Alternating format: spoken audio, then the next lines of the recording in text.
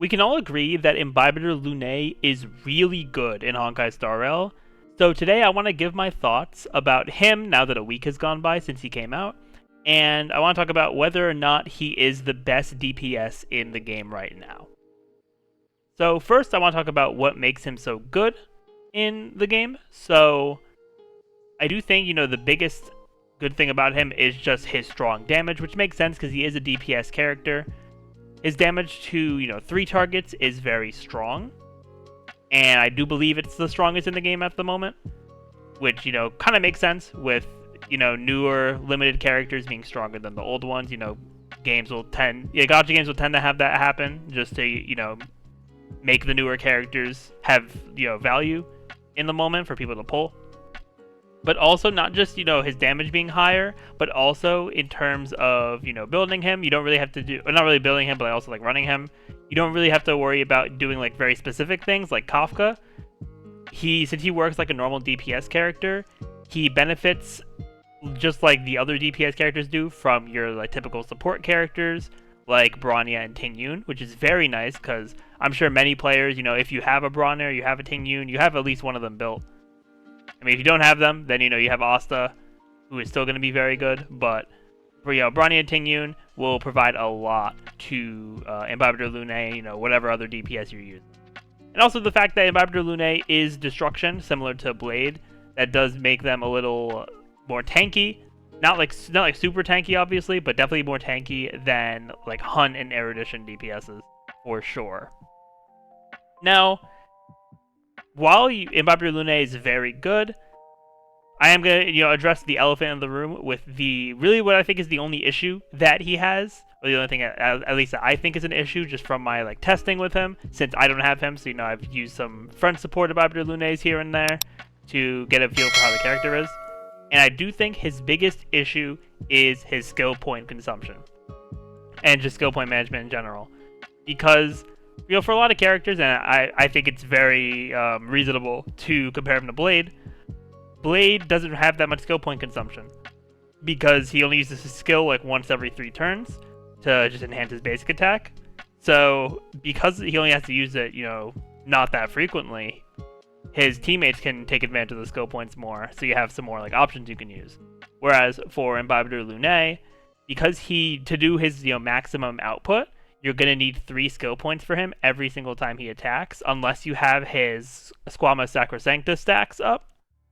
You definitely need to, consider that when building teams with him, because if you're going to run him with characters that are very skill point hungry as well, you're almost like, I don't know if I want to say almost never, but you're going to have a lot of moments where you're not able to use him at his fullest potential, just because you're going to be using those other characters for the skill points. And yeah, as I said, the Squama Sacrosancta, it definitely can help, but considering the fact that the main way to get it during battle is through his ultimate, and his ultimate does have a cost of 140, it definitely does still have, the problem of keeping enough skill points around. It is nice when you get the ultimate, you don't have to worry for a little bit, you can be a little more, generous with like your other support characters and using their skill if you need to use it.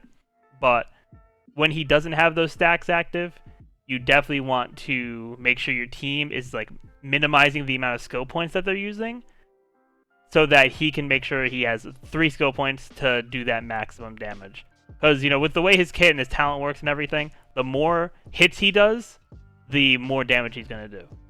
So, getting his maximum output on his enhanced basic attack is going to be super important for him reaching those really high damage numbers that a lot of people associate with Imbibitor Lunae. So now, for what you all been waiting for in this video, do I think Imbibitor Lunae is the best DPS in the game? And I have a bit of a nuanced answer. The short version is yes and no. So the yes part is because in terms of numbers, in their best situation possible, I do think he is the best DPS in the game. I do think he outperforms Blade by a bit. And also, you don't have to worry about the whole like HP stuff. You do have to worry about other things with Imbibitor Lunae, but that's what's gonna make the characters different. But the reason I say partially no is because when it comes to me, and I feel like you can kind of get this picture when I talk about like who the best characters in the game are and whatnot, I value the two main things I value are overall, team value, like how much value you can provide to the entire team, and how consistent you can be. Because I feel like, a unit like Xing, for example, she can be extremely good, but then she can also suck. It's all dependent on your luck for that character. And so, Imbibitor Lunae, and it's entirely dependent on, is my team going to be able to leave me with enough skill points to be able to do my maximum damage? So it's not as bad of a situation as Xing, but it is something that I definitely do kind of keep in mind. I think if I had, Imbibitor Lunae and I had Blade, I would probably end up swaying towards using Blade more, because I feel like skill points are such a valuable resource when it comes to combat in Star Rail.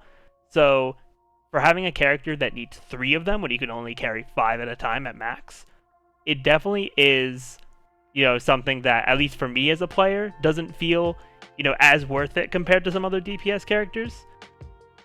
And just because of this, and because of, there being other DPS characters, and the fact that both limited 5 stars in version 1.4 are looking to be DPS characters, I would say that he is not a must-pull. Of course, we don't have, concrete official information about Jingliu and Topaz, but just based off of their paths and based off of what a little bit we saw about Jingliu from the, the Yangjing story quest, we could definitely see some interesting stuff with them. And plus, if you pulled for Blade, you pulled for Seele. If you pulled for Jingyuan, or you just have like another DPS that you have very well built, you don't really need to have Imbibitor Lunae. Like, is he going to destroy Memory of Chaos? Yeah. But, I mean, if you have other characters that can do a lot of damage and do well for you in Memory of Chaos, he's not like a must-pull, but, if you like the character you want to pull for him, by all means, you can go ahead and do that. But, yeah, with that, I'm going to end it off there. Those are, really my thoughts of Imbibitor Lunae right now. He is very good, for sure. He's just not a character I'm going to be pulling on, and not a character that, I'm going to say, oh, you definitely need to pull him. Okay, let me know what you all think in the comments down below. Thank you all for watching. Definitely be sure to leave a like, comment, subscribe to the channel, and ring that notification bell. But with that, I will see you all next time.